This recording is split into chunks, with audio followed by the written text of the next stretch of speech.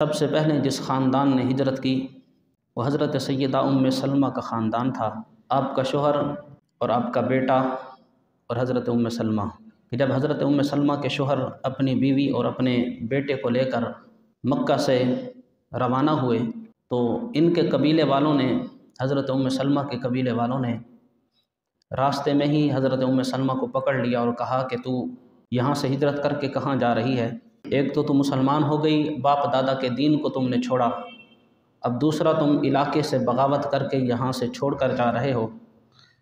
हज़रत उम्मे सलमा के शोहर को, अबू सलमा को उन्होंने रवाना कर दिया और हज़रत उम्मे सलमा को और उनके बेटे जिनका नाम सलमा था उनको छीन लिया।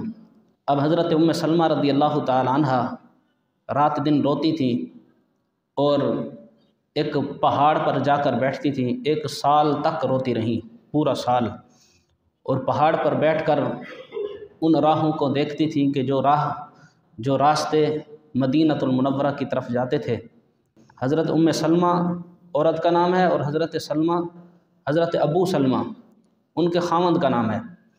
तो अबू सलमा के जो ख़ानदान वाले थे फिर वो आए, उन्होंने कहा कि बेटा तो हमारा है, ये जो बेटा है तुम्हारे पास सलमा, ये तो हमारा है, इसका नसब जो है ये बाप की तरफ से चलेगा। तो बेटा उन्होंने छीन लिया। अब हज़रत उम्मे सलमा पर कितने दुख आए कि शोहर भी हिजरत करके चले गए, बेटा था जो एक सहारा था उनको भी ख़ानदान वालों ने छीन लिया। हज़रत उम्मे सलमा रज़ी अल्लाह ताला अन्हा अकेली रोती रही और अल्लाह से दुआएं मांगती रही कि या अल्लाह कोई ऐसा रास्ता मेरे लिए निकल आए कि मैं मदीनतुल मुनव्वरा में पहुंच जाऊं, अपने शोहर के पास चली जाऊं, हुजूर अलैहिस्सलाम के कदमों में चली जाऊं। एक दिन हज़रत उम्मे सलमा पहाड़ के करीब बैठी रो रही थी तो उन्हीं के ख़ानदान का एक शख्स वहाँ से आया, बड़ा गैरतमंद था। वो उम्मे सलमा को ख़ानदान के पास ले गया और उसने पूरा लोगों को जमा किया और कहा कि तुम क्यों जुल्म करते हो इस औरत पर? इसका बच्चा भी तुमने छीन लिया, इसका शोहर भी इससे अलग कर लिया, तुम इसको क्यों नहीं जाने देते?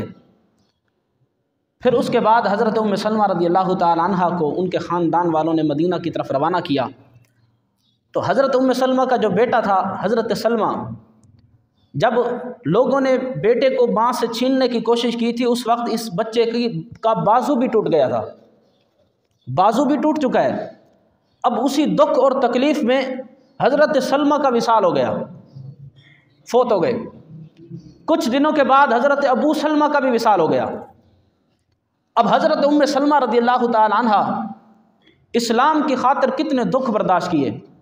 पहले 1 साल पूरा अपने शोहर और बच्चे की जुदाई में गुजारा, उसके बाद फिर बच्चे का विसाल हुआ, फिर उसके बाद शोहर का विसाल हुआ, लेकिन आप सब्र का पहाड़ बन के खड़ी रही। इस्लाम की खातिर हो रहा है ना, दीन की खातिर। जुर्म सिर्फ ये है कि कलमा पढ़ लिया है। फरमाया कोई बात नहीं, मैं अल्लाह की रज़ा पर राज़ी हूँ। जब हज़रत उम्मे सलमा रज़ी अल्लाह ताला अन्हा ने इतनी सारी कुर्बानियाँ पेश की तो अल्लाह की तरफ से फिर हुक्म आया, ए महबूब, उम्मे सलमा जो बेवा हो चुकी हैं, अब ए महबूब तुम खुद इससे निकाह कर लो। फिर ये उम्मे सलमा रसूलुल्लाह सल्लल्लाहु ताला अलैहि वसल्लम की ज़ौजियत में आई, हुजूर के हरम में आई और नबी अकरम अलैहिस्सलातु वस्सलाम की ज़ौजा मोहतरमा बनकर क़यामत तक के लिए मोमिनीन की माँ बन गई। तो हज़रत उम्मे सलमा रज़ी अल्लाह ताला अन्हा ने जब कुर्बानियाँ दी तो फिर अल्लाह ने समरा भी कितना बड़ा अता फरमाया।